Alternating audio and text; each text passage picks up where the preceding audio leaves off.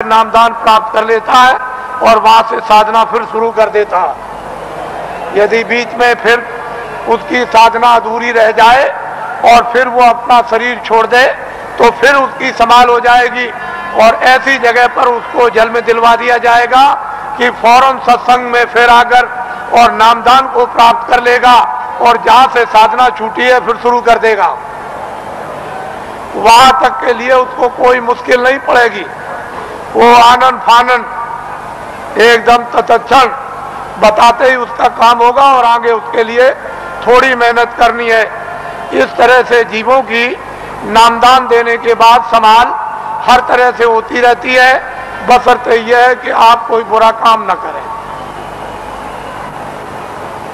किसी का आप कत्ल न करें, हिंसा न करें, कोई चोरी न करें, डकैती न करें, अमानवी काम न करें। जहां तक हो जाए तहां तक सूझ समझ से इन सब चीजों से बचे रहे और जो गंदगी आपके पास में जमा है वो जल्दी से उसको उतार दिया जाएगा। लेकिन जब आप गलती कर लोगे और तुम ये नहीं समझोगे कि मालिक देख रहा और जितने नामदान दिया है वो देख रहा, तुम उसको और मालिक को अंधा समझोगे तो वो कर्म जमा हो जाएगा और उसकी आपको सजा मिल जाएगी। फिर आप रोओगे, चिल्लाओगे। हर तरह से यानी जीवों की संभाल होती है। ये बहुत ऊंचा संदेश और ऊंचा विज्ञान है। ये छोटी मोटी चीज नहीं है। उनको सब मालूम है कि जीवात्माएं कैसे उतरती हैं और कैसे चढ़ती हैं और मनुष्य शरीर में कैसे डाली जाती हैं और किस तरह से निकाली जाती हैं। फिर ये किन किन योनियों में इनके जाने का हिसाब होता है और उनके तार यानी उनकी डोरियां किस किस तरह की हैं और कौन कौन सी डोरी किस किस योनि में, 84 में या नरकों में या भिन्न भिन्न अलग अलग नरकों में, 4 खानों में, 84 लक्ष्योनियों में, ये महात्माओं को सब जैसे आईने के सामने खड़े हो जाओ ऐसे दिखाई देता है। लेकिन अब ये जरूर है कि जब तुम्हारी आंख खराब हो गई तो आप ऐसा समझते हो कि सब अंधे हैं, किसी के आंख होगी ही नहीं, कोई दुनिया को देखता ही नहीं होगा। लेकिन जिसके आंख है वो तो कहता है सूरज है, चंद्रमा है, ये मकान दिखाई देता है, ये जमीन दिखाई देती है। पर सूर आदमी को क्या होगा, उसको क्या दिखाई देगा?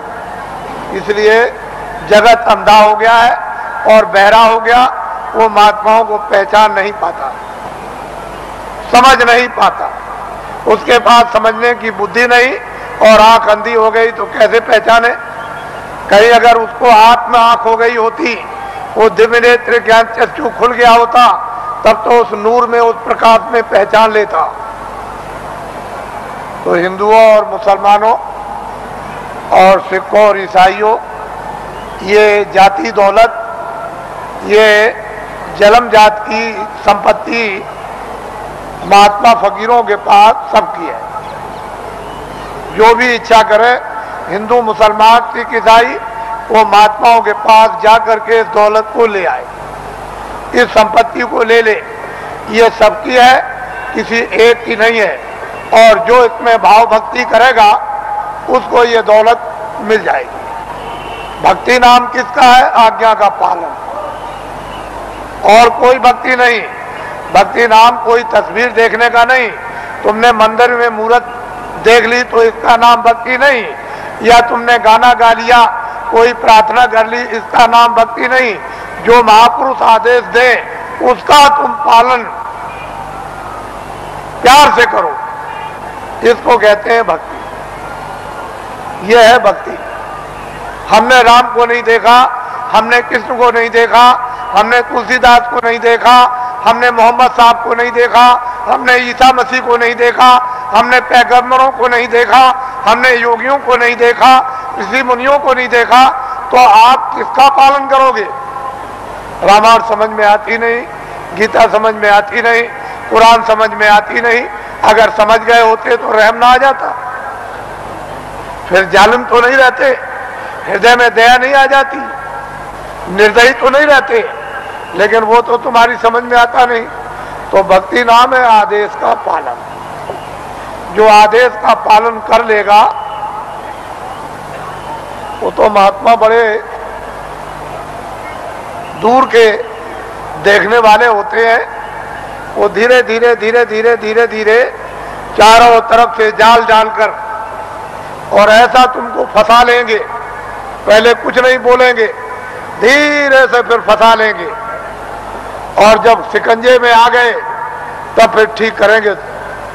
वो बड़े होशियार होते हैं, वो इस तरह से ठीक करते हैं जैसे एक भृंगी एक झींगुर को पकड़ते ही फौरन उसने मूंछ काट डाली बिल्कुल, और टांग काट दी, उसके पर को काट दिया और बिल्कुल उसको संपुट कर दिया कि अब ना उड़ सकता है न चल सकता, बिल्कुल करके बराबर कर दिया उसको एकदम, और उसको पकड़ लिया और ले गया और छेद पर अंदर की तरफ सुराग में बैठा दिया, और दरवाजे पर बैठ करके भृंगी बस फिर आवाज देता है 24 घंटे।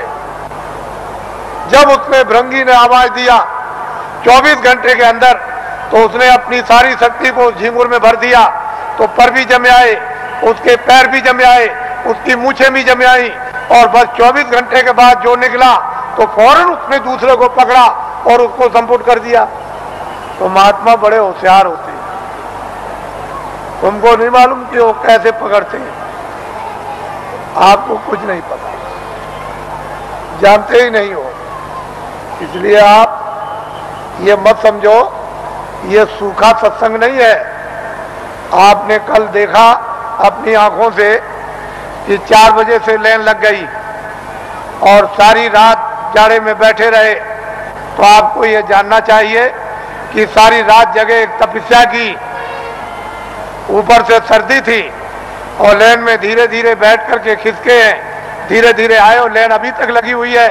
अगर इसको देख करके तुमको अगर कुछ भी देश का और तुमको धर्म का और अध्यात्मवाद का और मोहब्बत प्यार और महात्मा फकीरों और सेवकों का अगर अनुभव नहीं होता है तो तुम्हारी बुद्धि जानवरों से भी गई गुजरी।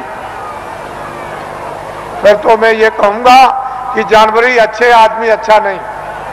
इस दृश्य को आप देखिए, इस दृश्य को वैसे मेरे पास ऐसा रास्ता है कि मैं 4 ही घंटे में इसको निपटा दूं, लेकिन मैं ये दिखाना चाहता हूं कि देवियां कैसी बैठी हैं कतार लगाकर, पुरुष कैसे बैठे कतार लगाकर क्या इंतजारी कर रहे हैं और इस ठंडी में किस तरह से तपस्या कर रहे बैठे हुए हैं, ये आपको दिखाना चाहते हैं। ये महात्माओं का गोपनीय राज है।